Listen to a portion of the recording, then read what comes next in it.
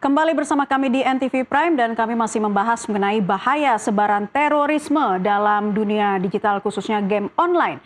Dan kembali bersama kami narasumber Doni Ali Murfi, Kasubdit Teknologi Intelijen BNPT dan Ibu Reni Kusumawardani, psikolog anak sekaligus tim ahli dari BNPT.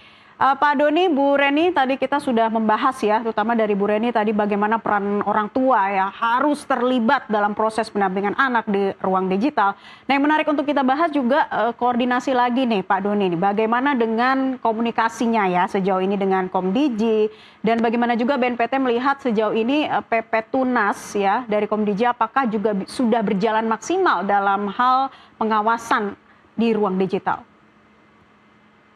Ya, dalam upaya pencegahan penyebaran paham radikalisme dan terorisme termasuk yang memanfaatkan game online khususnya Roblox ini, Mbak, BNPT menempatkan pencegahan di ruang digital ini dengan pertama upaya melalui radikalisasi.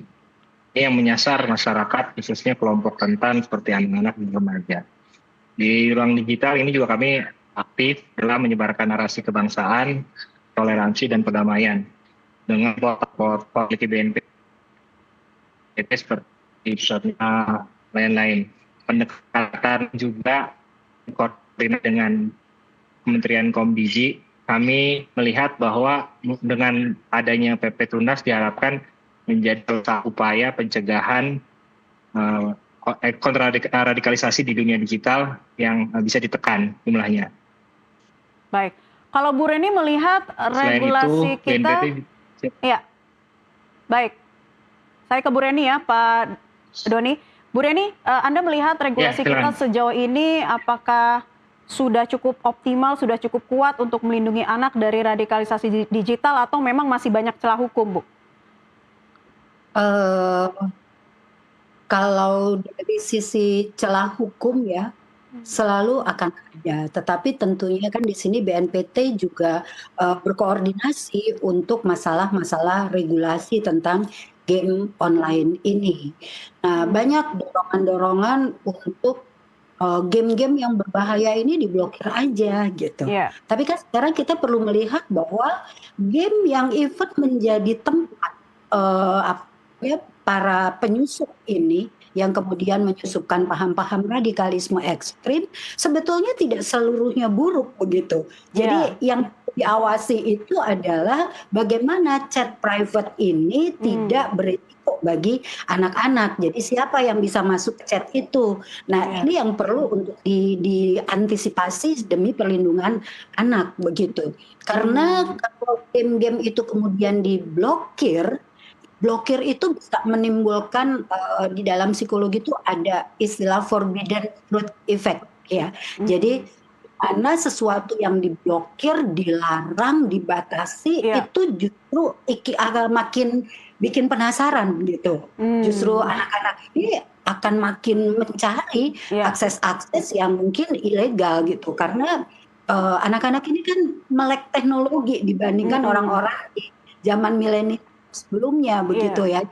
Risiko blokir itu di samping anak-anak malah mengalami forbidden fruit effect juga bisa mengurangi kesempatan anak belajar literasi digital. Jadi ini tidak menyentuh akar masalah ya. Justru kerentanan psikologis dan kebutuhan mencari jati diri ini yang harus ditangkap secara positif baik di rumah maupun di sekolah dan juga di masyarakat sekitar. Jadi kita perlu untuk bahu-membahu di samping regulasi yang terus untuk diadakan dan diperbarui menyesuaikan ya kebutuhan terkini di lapangan. Jadi memang dampak positifnya kalau kita bahas soal game Roblox ini juga banyak ya Bu ya. Ini ada contoh anak SMP di Blitar mendapatkan penghargaan dari gubernur karena kreativitas akan animasinya di Roblox. Nah, jika memang dibatasi secara langsung diblokir katakan seperti itu, takutnya anak-anak mencari alih-alih ya, ataupun mencari pelarian dari game yang lain, mencari-cari sendiri. Ini hal yang dikhawatirkan, Bu Reni. Nah, coba kita tanyakan ke pihak BNPT, apakah hal ini sudah memang benar-benar menjadi putusan dari BNPT untuk kedepannya dengan verifikasi wajah, atau sampai saat ini masih terus digodok aturan lainnya, Pak Doni? Untuk sementara, setahu kami terkait dengan ini mungkin penerapan sanksi terhadap platform digital dari PP Tunas ini yang menjadi acuan kita untuk membatasi pemanfaatan game-game ini, Mbak.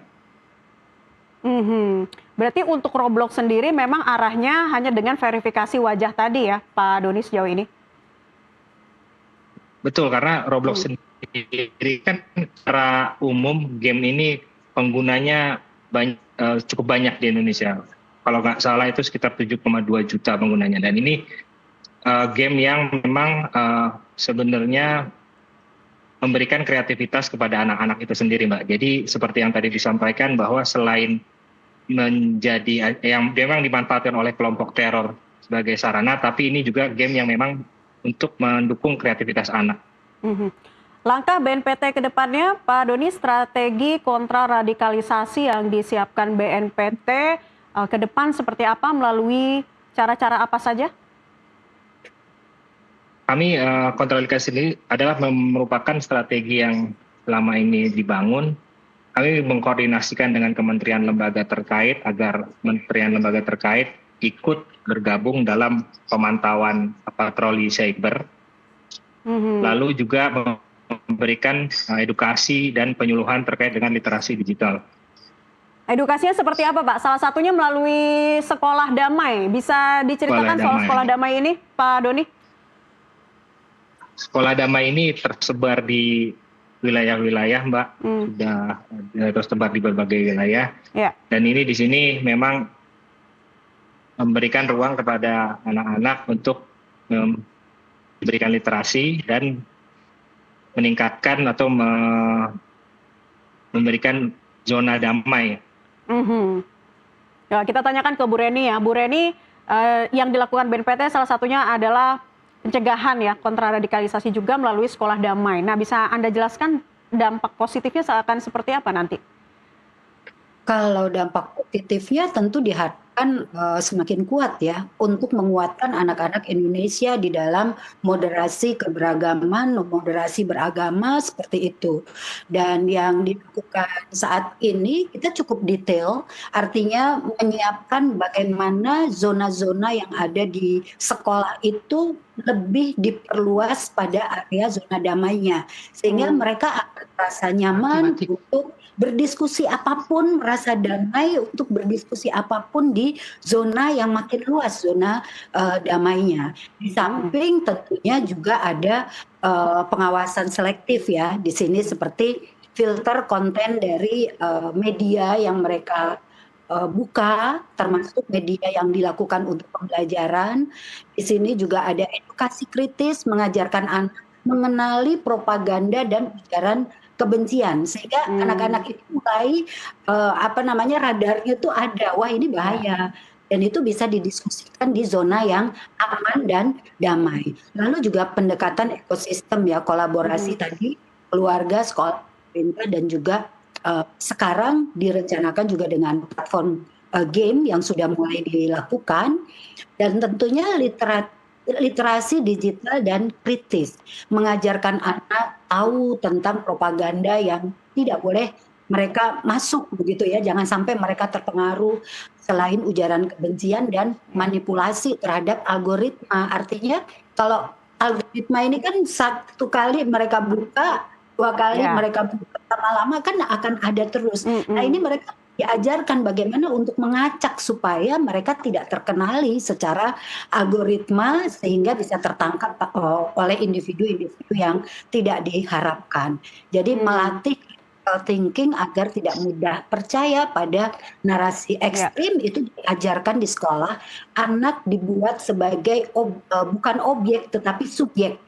Mereka tuh bisa loh, kamu nih yang pegang peranan untukmu begitu, sambil kita beritahu tentang apa sih kebencian itu, seperti apa sih terorisme itu, radikal yang ekstrim tentunya yang berbahaya seperti itu. Nah itu diberikan simulasi yang dalam game seperti itu menjadi model atau modul pembelajaran di sekolah damai. Mereka juga dilatih regulasi emosi, mengelola frustasi, mengelola marah, mengelola kesepian, supaya nggak mencari pelarian ke komunitas radikal serta identity building. Jadi ini merupakan tanggung jawab besar bersama ya Bu Reni ya, ada pihak sekolah, masyarakat dan juga keluarga di mana orang tua ini memiliki peran yang sangat penting untuk mengawasi anak-anak di ranah digital. Terakhir Bu Reni, apa yang perlu disampaikan pesan kepada para orang tua dan jika menemukan anak-anaknya ya saat ini sedang bermain Roblox begitu ataupun permainan lain, apa tanda-tanda awal yang perlu dikenali oleh orang tua ketika anak ini sudah mulai terpapar oleh paham radikal? Silakan Bu Reni. Yang pertama tentunya nggak bisa ujuk-ujuk ya, harus ada komunikasi yang dijalin sehingga anak itu kalau ditanya tidak membuat jarak tetapi memberikan jawaban apa adanya. Yang kedua, orang tua juga harus cerdas literasi. Mereka juga harus tahu games apa aja yang sering dimainkan oleh anaknya dan apa saja yang terjadi di sana. Kemudian jika anak bercerita tidak dipotong dan kemudian tidak disalahkan. Justru rangkul mereka, ajari mereka untuk berpikir kritis sehingga mereka tahu bahwa mereka itu dilindungi oleh orang tuanya tanpa harus mencari pihak-pihak lain di luar orang tua. Jadi komunikasi yang hangat, attachment yang positif di dalam keluarga tidak bisa ditawar lagi saat ini. Banyak sekali hal, bukan hanya masalah radikal ekstrim, tetapi juga penyimpangan-penyimpangan lain itu banyak melalui game online dan media sosial. Baik, terima kasih Ibu Reni Kusumawardani selaku psikolog anak dan juga Pak Doni Ali Murfi, Kasubdit Teknologi Intelijen BNPT sudah bergabung bersama kami di kesempatan NTV Prime kali ini. Selamat beraktivitas kembali dan selamat menyambut tahun baru 2026. Bu Reni dan Pak Doni, terima kasih. Dan pemirsa tetaplah bersama kami, NTV Prime masih akan kembali untuk Anda usai jeda pariwara berikut ini.